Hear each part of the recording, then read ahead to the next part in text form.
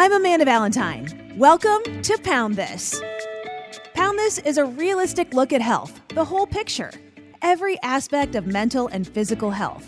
It features conversations with experts that I feel truly have the best intentions, that I would recommend to anyone going through their own amazing journey of discovering how good health can be the key to unlocking their best life. I know, because I've been there.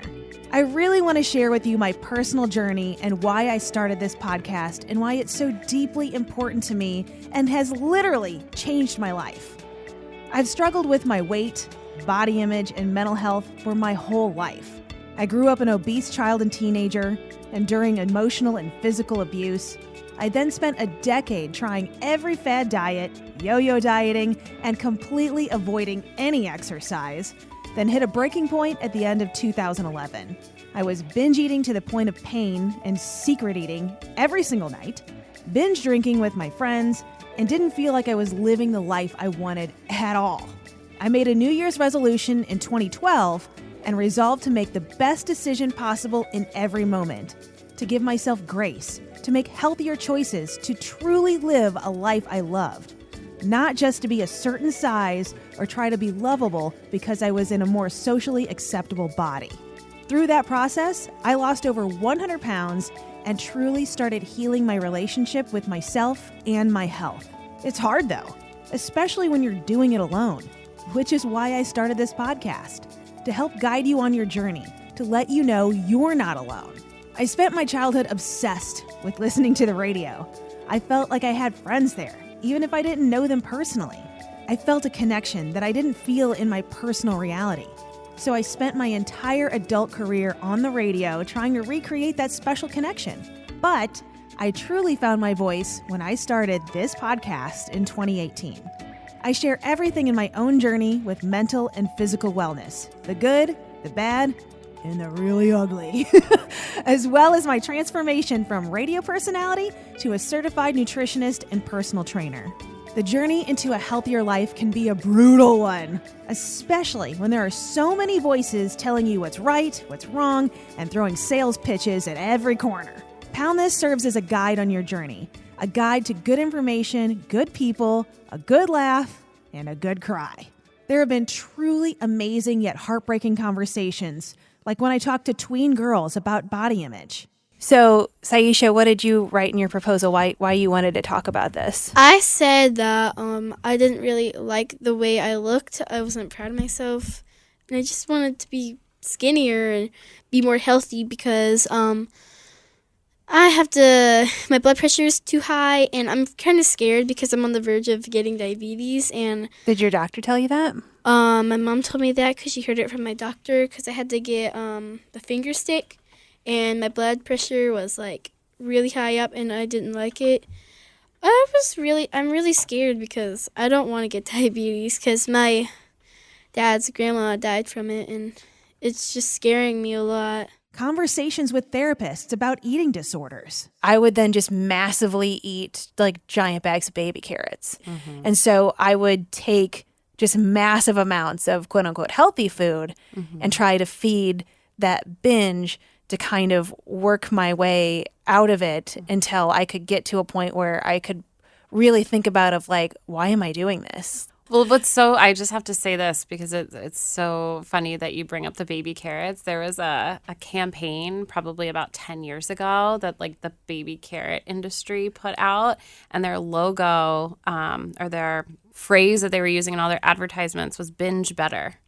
Oh, no way. Yeah. And I actually started this, my own little campaign sort of against that because pointing out that we were ignoring, obviously, what binge eating really is. And that, to your point, it honestly, when we kind of take away the moralistic value of food and stop putting it in these categories of, good food and bad food and healthy food and unhealthy food, which is one of the kind of steps that I work with people on, and is a hard one, the behavior is really the essence of what we're talking about, that compulsive need to feed ourselves. And ultimately, there's a lot of emotional stuff going on under there. There's a lot of physiological stuff too, but it doesn't matter so much what it is. what the particular food is, or even necessarily the amount. What's really, like, even when we're diagnosing the disorder, we're thinking a lot more about what's the function of it for someone. How is the binge eating functioning in their life? How isolative the behaviors are, how secretive it is from other people in their life, how distressed they feel afterwards, and do I feel like I could stop this if I really wanted to? And that's sort of the more universal part of the experience, is that, you know, people are doing this to meet a lot of other needs for themselves, obviously other than physical hunger, and they feel like they can't stop. Conversations with amazing people on incredible journeys, like Tanya, who died from cardiac arrest in 2019, had to relearn to walk and talk, and is now training for a 15K. I don't think I have ever had a guest on this podcast before that has died. I mean, you just have such an incredible, insane story. And we were connected through the American Heart Association here in Cincinnati. So what do they think about your next goal of running the Heart Mini and doing the 15K? They're like, yep, that sounds like her. She's going to do it. Oh, I believe 100% that you're going to do it. I mean, I think that's just incredible that you're even up for the challenge.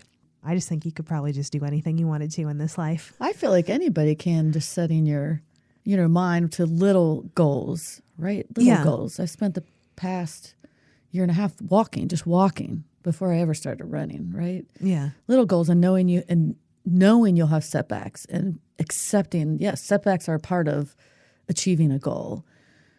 I think it helps, because then you're like, okay, I had a setback. Okay, that's okay. That's fine. That's normal. That's part of having a goal. Okay, now let's go on to the next day or the next week, and making sure the goals are tangible. Like you said, if I want to drink more water, okay, let's just start with just 1 cup instead of, like, a gallon. Some people that drink like a gallon of water a day. I'm like, okay, I can't start there, but I could start with a cup, right? And see how that goes for a couple of weeks. And maybe that's a secret to achieving more goals, is to break it down and start with something that's just small and so easy you can't not do it. Milestones in my own journey, like when I went to conquer the Great Sand Dunes in Colorado 7 years after a failed attempt I made before I started making healthier choices for myself. And I made it up here.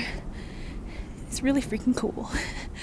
So if you're in the middle of a struggle right now and you're thinking that your mountain or your dune or whatever is too high and you're giving up, or you have given up, doesn't mean you can't come back for a do-over, because I totally gave up and I'm back.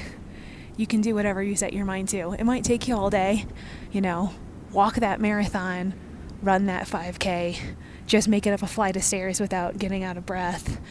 It's all about your mindset. I'm glad that I could share this moment, because it's pretty cool. And fun conversations about the absurdity of diet culture. Oh my God, my mom did the cabbage soup diet multiple times. What is that? Dude, I don't know I'm what gonna else try is in it. it. I'm just kidding. Oh man, dude, you already poop at the gym every time you get here. Oh, is that what it does? It makes you poop? I imagine it probably does. You know what? I'm going to Google it while we're talking right here. That's hysterical. 7-day weight loss cabbage soup. It says day 1, eat only fruits except bananas. By the way, no one ever do this, please. Day 2, start the day with a baked potato, then only eat vegetables except corn and other starchy vegetables. Day 3, eat only fruits and vegetables except bananas. And God, they hate bananas. What's wrong with bananas? They give you Oh, wait. potassium. Day 4, eat only bananas. Okay, comes back around. Good. Plus so much more from doctors, dietitians, personal trainers, neurologists, life coaches, people with incredible journeys of weight loss, and the list goes on and on. Pound This is more than a podcast. It's my own journey as I learn how to be at peace physically and mentally, and I'm eternally grateful that you want to join me. And I really hope that these conversations help you as much as they've helped me.